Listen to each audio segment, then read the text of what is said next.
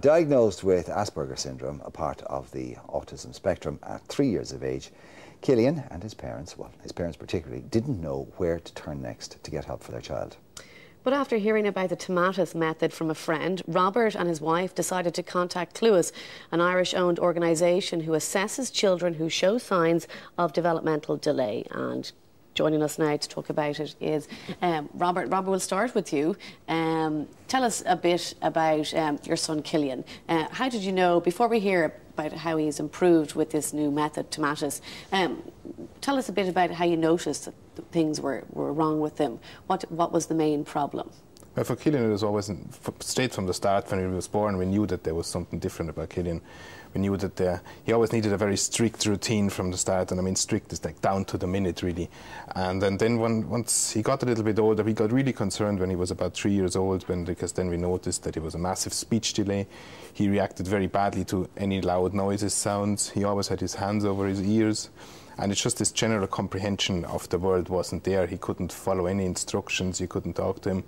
He didn't really know what was going on. I mean, that was our main concerns. Did he respond or interact with you emotionally? He did always respond and interact with us emotionally, yes. So was he an affectionate child? And he is affectionate, yeah, to a certain, but he was always like, you could always see that he was somewhere locked in. There was always some person behind this thing. There was always a break, like a brick wall that you couldn't go through. And that was our main concern, and that's why we actually started then say, okay, what is wrong with him, and we started then the diagnosis. What were you told initially was wrong with him? We weren't told anything. We actually saw a television program, and we saw something about autism, and it was something that we said, afterwards said, I think this is like Killian. I think we should follow down this route. And then we just went through the normal GP and went through the health system, and we got him diagnosed. Okay, now you know there's a big issue in this country about how people anywhere on the autism spectrum are treated and educated, and there's the big debate about ABA being the best, but it's still not. It's not the standard in this country, and the Department of Education feel that what they do actually works very well in a lot of cases. You obviously decided to go one step further than that. So how did you hear about Tomatis? Well, we heard about Tomatis through a friend of ours from Munich, and that's why we said, okay, it was non-invasive, and they had a great success with it, so we said, okay, we'll go for it. I think that's something, okay, you have to pay for it yourself, but I mean, yet it was something that we thought it couldn't do any harm, and we had to do a lot of assessment before, and I mean, my wife Margaret did a lot of that. She just went through the internet and just looked at all different things and talked to a lot of people and said, what is the best way to go? And then we thought, okay, let's try Tomatis. Okay, Valerie Dejean, you're very welcome. Tell us about the Tomatis Method. Okay, I think the Tomatis Method is based on the work of Dr. Alfred Tomatis, who was an ear, nose and throat doctor. That was his background.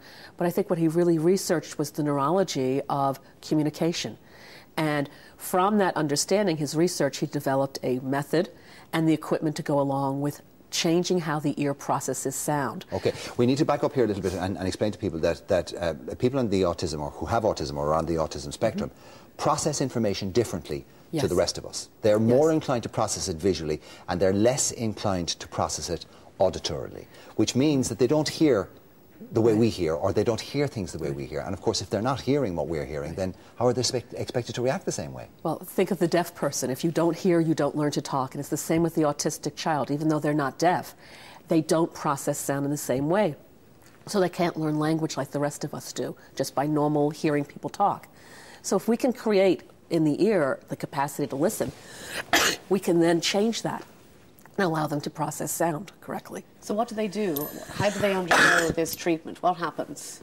What we do is... Do you need some water? Yes, please. Okay, we'll get that sorted. I'm sorry. Actually, just you take a moment there. Robert, you had obviously tried other methods of teaching with Killian initially, and I don't know what success you had with them. But was there a marked increase almost immediately the minute he started with Tomatis? Well, the minute he started with Tomatis, we saw a huge difference. I mean, it was after the first session we saw a difference. That's what really Had you tried ABA before that, by the way? No, we didn't. No, we didn't. We went through the normal, everything that's like, we started with speech therapy, we started with occupational therapy, everything that's available through the early intervention team from the HSC. And that was really the first different approach that we made was what was with Tomatis, and we saw a huge improvement. From the get-go to the time that you saw the marked improvement, how long? 3 weeks. Wow. Oh, that's incredible. Valerie, are you feeling a bit better now? I'm sorry. Oh, no, you're okay. What does it involve? Tell us about the process. Well, the principle, Tomatis understood, how do we learn to hear? Okay, how do we learn to listen? We suppress lower frequency sounds and we listen to the mid frequencies of sound. And the ear does this through a process of muscles that block the lower frequencies. And he remade this on his machine. And so we listen to music that is gated from the machine, and that it teaches the brain how to pay attention in the relevant areas of listening. And it's a subtle process, and while this is a wonderful story, it's a story I hear routinely, that children start to all of a sudden pay attention to their name being called, you know, because that's a classic sign of autism. You call their name, they don't turn around. Within the first day, all of a sudden, they'll start attenuating to their name. They start to follow directions because now they're able to hear those sounds and ignore the background noises, but they can pay attention in the language range. And it's something as humans we take for granted. We're able to listen to people talk. But it's an amazing thing when you think about it, that we can capture all these sounds so quickly and then put meaning and attach meaning to them. Well, you know that as syndromes go, autism is one of the most mysterious. You know, it has nobody knows what causes it. There's no cure for it. Managing it is about the best that we can do. Is there any possibility that the root of the problem could be something as simple as they hear things differently to us and therefore don't respond the way we expect? I think it is the root, and I think I've started to look at autism as really affecting our birthright as humanity, our ability to take in from the environment, to learn and then communicate back in a novel way. And if we can open up this channel, all of a sudden these children start to go to regular school. They start to have normal lives. And I don't think that's impossible at all. What do mums and dads do? Is this service only offered in Dublin? Is it nationwide? How much does it cost? What's involved? Well, I'm not sure of how much it costs in Dublin, but I know you might address that a little bit better. But it's offered in 200 centres throughout the world.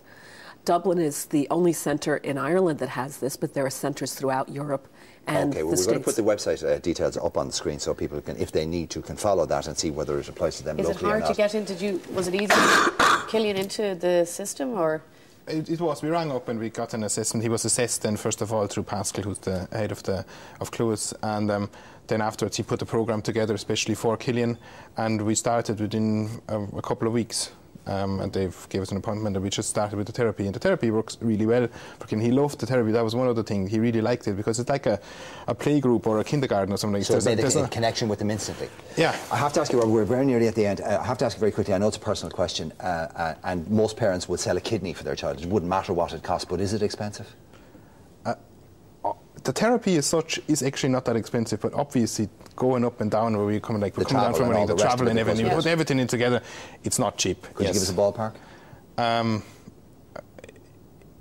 Oh, no, I mean, I'm sorry, that's really important, but I know that when people are looking at the television say, please tell me how much does it cost. If you don't feel comfortable... normally the therapy, like one session, I think just for the therapy alone, costs about €800. But, well, look, if it was 8,000, you'd still do it for your child, wouldn't you? Valerie Dejean and Robert Wiesinger, thank you very much indeed. We're going to have to leave it at that.